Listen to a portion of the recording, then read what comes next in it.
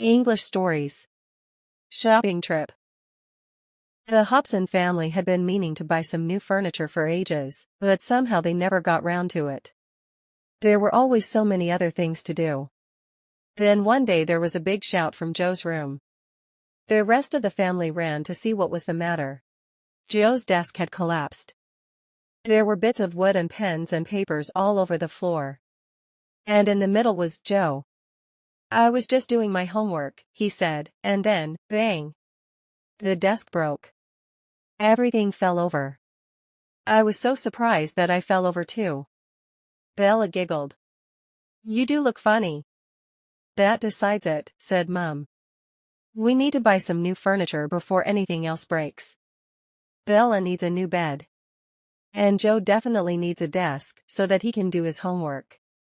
So that weekend, the family got up early and set off for the big furniture store outside town. It was huge. The family had a trolley which they wheeled around the displays. There was so much furniture, some of it was arranged like in a real house. "I want this," yelled Bella, running over to a big sofa. She climbed onto it and started jumping up and down. "Look, it's bouncy like a trampoline." "Bella, get down," said Dad. "You'll break something." Bella ran to a chair that spun on its stand. "This is fun," she yelled, spinning in circles. "Careful, Bella," cried Mum. "Look, I'm playing houses," said Bella, crawling under a table. Bella loved playing houses. "That's enough." Mum took tight hold of Bella's hand. Bella didn't like it, but she had to stay close. The family chose a new bed for Bella. They chose a bedside table and cupboard too.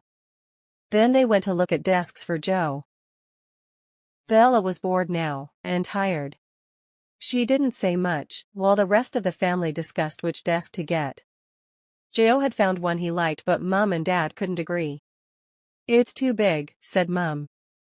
"There's not enough space in his room." Bella was bored now, and tired. She didn't say much, while the rest of the family discussed which desk to get. Joe had found one he liked, but Mum and Dad couldn't agree. "It's too big," said Mum. "There's not enough space in his room." "It's too small," said Dad.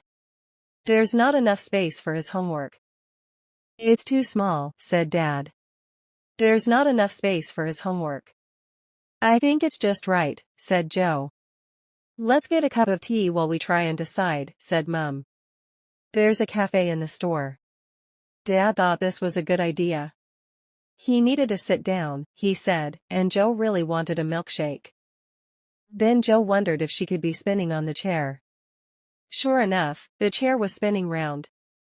But when he looked more closely, he saw it was a different child, not Bella. Mum and Dad were really worried now. "Where can she have gone?" asked Mum. "I told her to stay right next to us." "She's never done anything like this before," said Dad. Joe felt worried too. What could have happened to Bella? Suddenly, Joe spotted something. "I think she did stay right next to us." He pointed at the floor and they all saw Bella's foot. It was poking out from underneath the desk Joe wanted. They crouched down and peered underneath. Curled up like a cat was Bella, fast asleep. When Joe nudged her, she woke up and came crawling out. "What were you doing?" Joe asked. Bella yawned. "I was seeing if your new desk was big enough to play houses," said Bella. "And it is." Mum and Dad told Bella she must never do anything like that again. Though, as Bella pointed out, she hadn't meant to fall asleep. Mum and Dad weren't too annoyed. After all, it had been an accident. They bought the desk, and then they let Joe and Bella choose milkshakes in the cafe. Joe had banana flavor and Bella chose strawberry. Yum yum. The moral of a story: a shopping trip is the lesson or takeaway it teaches about how to behave or understand the world.